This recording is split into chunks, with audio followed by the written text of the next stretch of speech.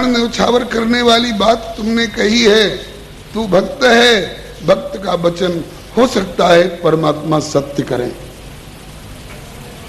और मुझे विश्वास है कि तेरे हर्ष में दिखावा नहीं है, बनावटीपन नहीं है, तेरी निश्चल वाणी हो सकता है किसी दिन सत्य हो, क्योंकि लेख ऐसे मिल रहे हैं। हस्तरेखा में मुझे आभास ऐसा मिला है। ठीक इसके बाद दृष्ट बुद्धि निज पुर जब आयो, दृष्ट बुद्धि निज पुर जब आयो, निजपुर जब आयो, निज घर नहीं, अभी घर में नहीं आ पाया है, अभी पुर में सोचता आ रहा था। विष दिया जा चुका होगा, विष प्रभाव कर चुका होगा, उसका गोरा शरीर अब नीला पड़ चुका होगा और उसका शरीर निष्प्राण हो चुका होगा। जाते ही भूमिगत करा दूंगा, न रहेगा बांस न बजेगी बांसुरी। पुत्र दासी का, जमाई बने मंत्र प्रधान का, यह कभी संभव नहीं। ये प्रश्न है सम्मान का। ऐसा सोचता हुआ आ रहा था। अब तो मेरी मनचाही हो चुकी होगी, लेकिन अभी घर नहीं पहुंचा था, गांव के बाहर ही था। तब तक कुछ गांव के लोग मिले और कहने लगे, धन्य धन्य मंत्री जी बधाई है बधाई। हाँ, धन्य धन्य मंत्री जी बधाई है बधाई है, धन्य धन्य मंत्री जी बधाई है बधाई है, धन्य धन्य मंत्री जी बधाई है बधाई है। बधाई है महाराज, बधाई है मंत्री जी, बधाई है। आप धन्य हैं। क्यों, किस बात की बधाई? बोले प्रभु की कृपा ते पाए उत्तम जमाई है, प्रभु की कृपा ते पाए उत्तम जमाई है, प्रभु की कृपा ते पाए सुंदर जमाई है, प्रभु की कृपा से पाए सुंदर जमाई है। चुप, क्या बोल रहे हो तुम लोग? कैसा जमाई? कौन जमाई?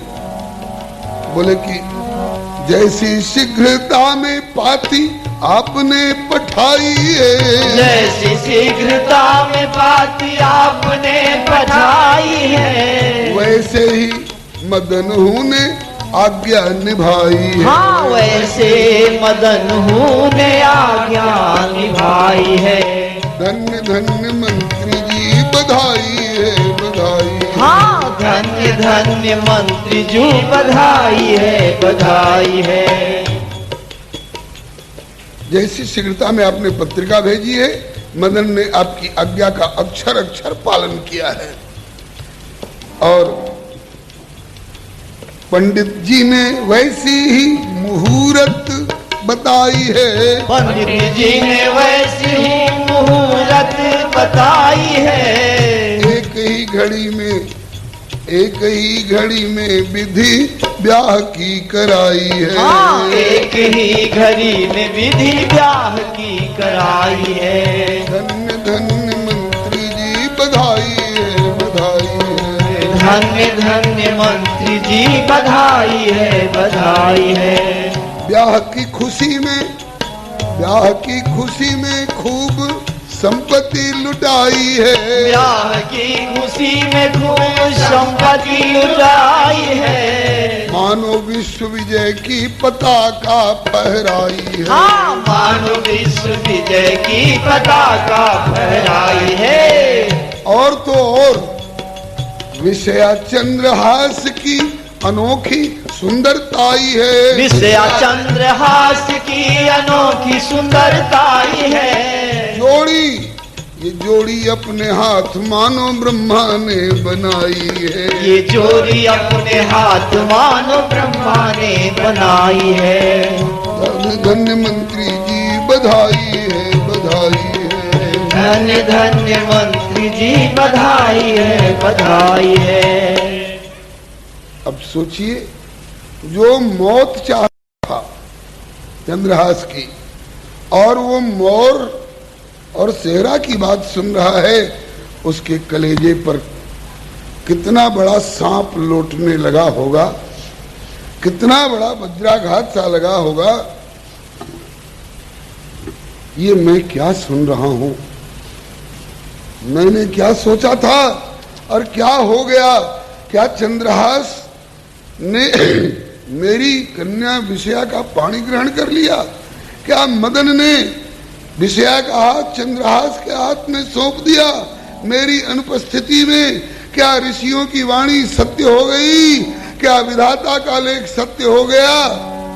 कहा था कि होवे को अचानक विवाह अनायास, किंतु होवे को अचानक विवाह अनायास, किंतु पड़ेगी जरूरत तुमरे तनिक से इशारे की, पड़ेगी जरूरत तुमरे तनिक से इशारे की। क्या विधि का लिखा हुआ अमिट विधान सत्य हो गया? क्या ऋषि मुनि की अटल वाणी सत्य हो गई? क्या चंद्रहास ने मेरी बेटी विषया का पानी ग्रहण कर ही लिया? अपने इस शोक को, अपने इस विषाद रूपी विष को घूंट पी करके रह गया, खून की घूंट पी करके रह गया। विष मिलना चाहिए था इसके लेख के अनुसार चंद्रहास को, उसको तो मिला नहीं, उसको तो विषया मिली, और विषाद रूपी विष इसके नस नस में, दिल दिमाग में छा गया। ये क्या हुआ? धृष्ट बुद्धि निज घर जब आयो, धृष्ट बुद्धि निज घर जब आयो, सुन विवाह नहीं लख विवाह, लख विवाह जनु तनु विष छायो, लख विवाह जनु तनु विष छायो, ग्लानि में गरत दुष्ट सिर मोर, ग्लानि में गरत दुष्ट सिर मोर, रही आके मन में कछु और, रही आके मन में कछु और, तारी प्रभु मौत बंधाई मोर, तारी प्रभु मौत बंधाई मोर, रही होत प्रभु मन की, प्रभु के मन की होती है। नर की चेती ना चले और हरि चेती तत्काल, बलि ने चाहा स्वर्ग को किंतु प्रभु पठयो पाताल। तेरे मन कछु और है, हरि के मन कछु और, हरि के मन की होएगी तू व्यर्थ मचावत शोर। हो तो प्रभु मन की जतन को कोट करे, ये कौन धृष्ट बुद्धि जो मिटावे छल छाई के, छीजत शरीर कर मीजत अधीर, पुनि खीजत मदन पर अति पछताई के। हृदय अशांत ताहि ले गयो एकांत, हृदय अशांत पुत्र ले गयो एकांत, बोले तेरी मति भई भ्रांत, कहे दांत कटकटाई के।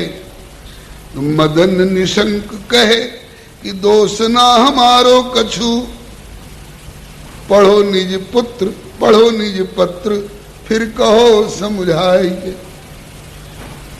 एकांत पहले तो चंद्रहास और विषया दोनों ग्रंथि बंधन पूर्वक आकर प्रणाम किए, आशीर्वाद देना तो दूर, जल रहा है मन ही मन।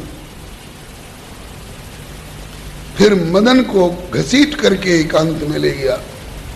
यह क्या तूने कर दिया, अरे मदन नादान, बिन समझे बूझे किया कैसे कन्यादान। मदन कह रहा है मनमानी कछु नहीं कियो, क्यों करते पितुरोष, आज्ञा पालन करने में कहा हमारो दोष।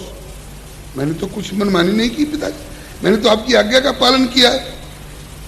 हाँ, एक भूल भई अवश्य है, एक भूल जरूर हुई। क्या?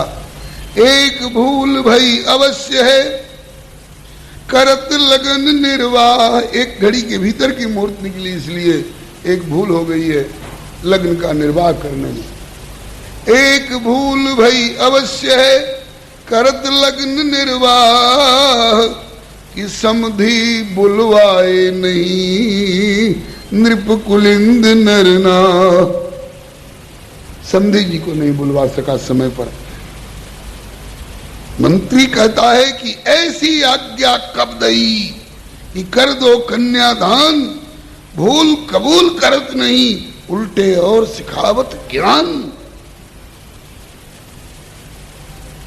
मदन ने कहा कि पिताजी, मैंने पत्रगत आपकी आज्ञा से विरोध में कुछ नहीं किया है, पत्रगत आज्ञा का पालन मैंने किया है। क्या मैंने पत्र में यही लिखा था? कहा कि पत्र आपके सामने। काढ़ी पत्र पितु कर मदन दीन्यो तुरत गहाय। पढ़िए पिताजी, अक्षर आपके हैं कि नहीं? हाँ बेटा, अक्षर तो मेरे। आपने विषयास्मयी प्रदातव्या लिखा है कि नहीं? हाँ लिखा है। फिर क्यों नाराज हो रहे हैं? काढ़ पत्र पितु कर मदन दीन्यो तुरत गाय। अब विष से किम विषया भयो, ये मंत्री मन न समाय। विष से विषया कैसे हो गया? इस अभागे को पता नहीं है कि एक कोई शक्ति ऐसी है जो कि तृणते कुलिश पुलिस तृण करे। तृणते कुलिस पुलिस तृण करे। दासदूत प्रण कहु कि मिटरे। दासदूत प्रण कहु कि मिटरे। राम किन्न चाहे सोई होई। राम किन्न चाहे सोई होई। करे अन्यथा अस नहीं कोई। करे अन्यथा अस नहीं कोई। राम की रजा को, राम के संकल्प को राम रजाए मेट। प्रैक्टिकल में कौन कहे? मन माही राम रजाए मेट मन माही। मन से भी कोई राम के संकल्प को मिटा सके, ऐसा देखा सुना कतहु होना। देखा सुना कतहु नाही। उत्पत्ति स्थिति लय विषहु अमी के। उत्पत्ति स्थिति लय विषहु अमी के। राम की रजा शीस सभी के। राम रजाए शीस सभी के। मदन पूछ रहा है, पिताजी आपका लेख है ना? हाँ बेटा मेरा लेख है। आपने यही लिखा है ना विषयास्मय प्रदातव्या? हाँ बेटा मैंने ही लिखा है और ऐसा ही लिखा है। फिर मेरे ऊपर नाराज क्यों हो रहे हैं? बेटा मैं तेरे धीरज की जांच कर रहा था। ये ये कूटनीतिज्ञ लोग हैं, कब बात क्या बदल देंगे कोई ठिकाना नहीं। मैं तो तेरे धीरज की जांच कर रहा था। मैं उत्तीर्ण हुआ? हाँ बेटा तुम उत्तीर्ण हुए, मैं ही अनुत्तीर्ण हुआ। अपनी योजना में मैं ही असफल हुआ, मैं नहीं मन। लेकिन है हर्ष का विषय। राजकुमार के साथ ब्याह हुआ है बेटी का, हर्ष का विषय है। लेकिन हर्ष विषय विषाद अतिमान्यो, और मन ही मन नृशंस प्रण ठान्यो। बेटे को तो आज ठीक है बेटा, धन्यवाद, बहुत अच्छा किया। चल, अपने कमरे में गया और सोच रहा है, मैंने लिखा था वध, मैंने लिखा था वध, यहां वध से बधाई क्यों भई? जिसकी जुदाई चाहता था उसकी सगाई क्यों भई? जिसकी जुदाई चाहता उसकी सगाई क्यों भई? था लिखा विषदैन, था लिखा विषदैन, जिसको मैंने अपनी कलम से विष नहीं विषया मिली, ये उल्टी लिखाई क्यों भई? मौत सिर से टार के, मौत सिर से टार के, किसने बधाई मोर है? जिसकी सफाई चाहता उसकी बड़ाई क्यों है? मैं नहीं हूं मानता, रस्सी जल गई मगर ऐंठन नहीं जा रही। अभी भी कह रहा है अभागा कि मैं नहीं हूं मानता कि ऋषि मुनि की वाणी सत्य है। अमिट रेखा भाग्य की, विधि की लिखाई क्यों भई? विधि की बनाई क्यों भई? अभी भी मेरे पास सत्ता है, शक्ति है, मेरे पास योजनाएं हैं। मेट दूं प्रारब्ध को, मेट दूं प्रारब्ध को, पुरुषार्थ की एक चोट से असफल हमारी योजना, दुश्मन की भाई क्यों भई? अब सोच रहा है,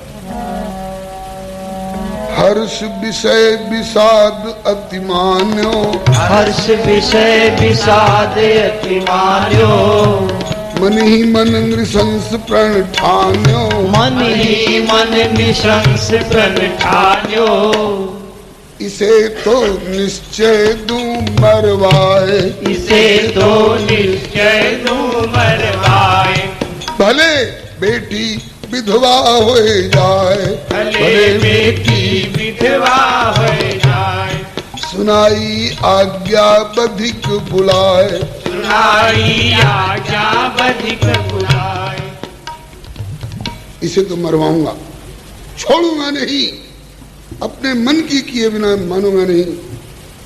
अब वे जल्लाद तो रहे नहीं, बताया जा चुका है, तो हरिद्वार ऋषिकेश संत वेश पकड़ लिए हैं, नहीं रहते अगर तो उनको फांसी की सजा होती। भक्त की रक्षा की और अपनी भी रक्षा की।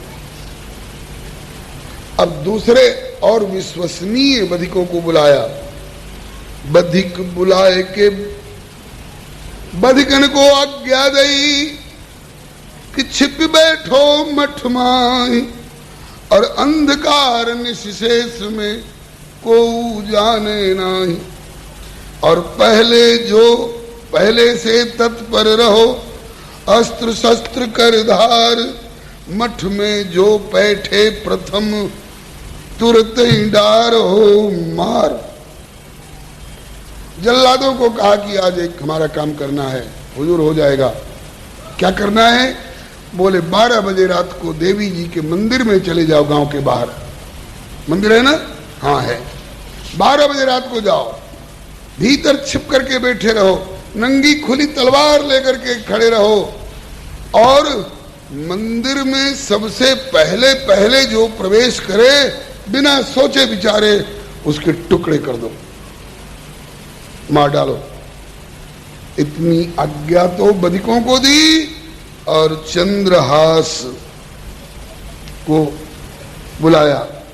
बेटे चंद्रहास, मेरा सौभाग्य है जो तेरे जैसा जामाता मिला, बेटी का सौभाग्य है जो तेरा जैसा पति मिला। विवाह की और विधियां तो मदन करा चुका है, एक विधि शेष रह गई है बेटा, उसको कर ले। हाँ पिताजी आज्ञा दीजिए, आप मेरे पितृतुल्य हैं, आज्ञा का पालन होगा। आय सुदीजे हर सिंह, सोच सकुच सब त्याग, पितु आज्ञा पालन करूं, यह मेरो बड़ भाग। आज्ञा दीजिए, तो आज्ञा दी। क्या? ब्याह विधान कराए सबे, अस है हमरे कुल को व्यवहारो। कि निशेष, थोड़ी रात बाकी रहे, निशेष संहारी के पूजन थार, भवानी के मंदिर माई पधारो।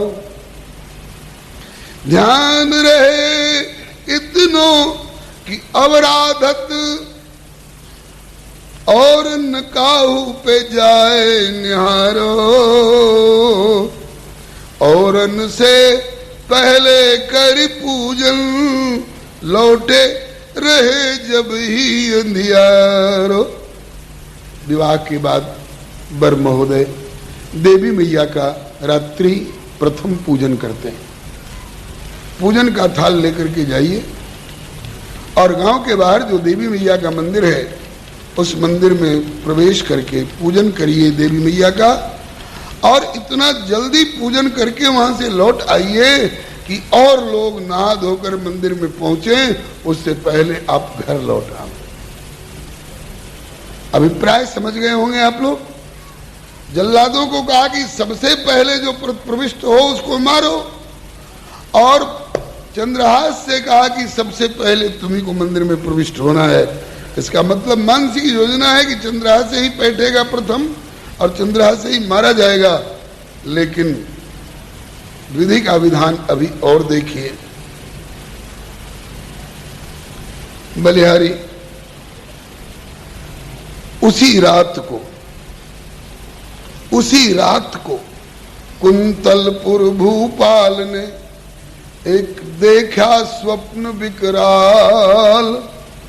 पूछा विप्र बुलाए फल, तिन बतलायो काल।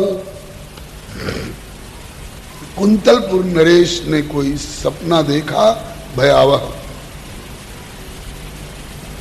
जिसका भविष्य परिणाम बढ़िया नहीं होगा। उसी रात को घबराहट के मारे विप्र को बुलवाया। विप्र में वही गालव ऋषि पधारे। कुलपुरोधा है वहां के। गालव ऋषि पधारे। राजन, इतनी रात में कैसे बुलाया गया? कहा कि महाराज बड़ा भयावह सपना देखा हूं। क्या देखा? देखा कि मेरा सिर मोड़ दिया गया है। देखा कि मेरे शरीर में तेल पोत दिया गया है। देखा कि मेरे गले में लाल लाल फूलों की माला पहरा दी गई है। देखा कि मुझे ऊंट पर बैठाकर और दक्षिण दिशा की ओर कुछ लोग ले जा रहे हैं। मैं इस सपने का परिणाम जानना चाहता हूं। कहा कि राजन, इस सपने का परिणाम है तुरंत मृत्यु। छिपाव नहीं करूंगा। महाराज, दो काम मेरे जीवन के शेष रह गए हैं। एक तो अपनी बेटी चंपक मालिनी का हाथ पीला नहीं कर पाया, किसी सुजोग्य राजकुमार से विवाह नहीं करा पाया, और दूसरे उस बेटी चंपक मालिनी के अलावे मेरा कोई पुत्र भी नहीं है। ये तो अपने घर जाएगी विवाह के पश्चात सुजोग्य वर मिलने पर। मैं कुंतलपुर का उत्तराधिकार किसको सौंपूं, ये निर्णय नहीं ले पाया। गालव ऋषि ने बताया, राजन, दोनों काम एक ही साथ हो जाएंगे और उत्तम से उत्तम संतोषजनक होंगे। आपकी राजधानी में एक बड़ा सुयोग्य सुपात्र उत्तम अधिकारी आया हुआ है। उसका नाम है चंद्रहास। उसने अभी अभी कल परसों आपके प्रधानमंत्री की बेटी विषया का पाणी ग्रहण किया है। राजाओं की कई पत्नियां हुआ करती हैं। आप कौशल्या जी का विवाह हो चुका था दशरथ जी के साथ, लेकिन उन्होंने फिर कैकेयी का भी पाणी ग्रहण किया। उसके बाद सुमित्रा का भी पाणी ग्रहण किया। तो विषया का तो पाणी ग्रहण कर ही चुका है। और अगर आपका मन माने, संस्कार उत्तम है उसका, तो आप अपनी बेटी चंपक मालिनी का भी हाथ उसको सौंप दीजिए। और ब्राह्म विधि से नहीं, बहुत देर लगेगी, गांधर्व विधि से, जैसे शकुंतला और दुष्यंत का गांधर्व विधि से चट मंगनी पट ब्याह, इस विधि से विवाह कर दीजिए। और उसी चंद्रहास को जो आपका जामाता बन जाए, बेटी का पाणी ग्रहण करके, उसी को आप राजगद्दी पर बिठा दीजिए। और ये काम इतनी बढ़िया मुहूर्त इस समय व्यतीत हो रही है कि सूर्योदय से पहले अगर हो जाए तो प्रजा खुशहाल रहेगी। आपकी बेटी का सुहाग अचल होगा। बनावटी बात नहीं, महर्षि गालव बनावटी बोलने वाले नहीं है, मुंह देखी और चापलूसी की बोलने वाले नहीं है। जो लेख था बता दिया।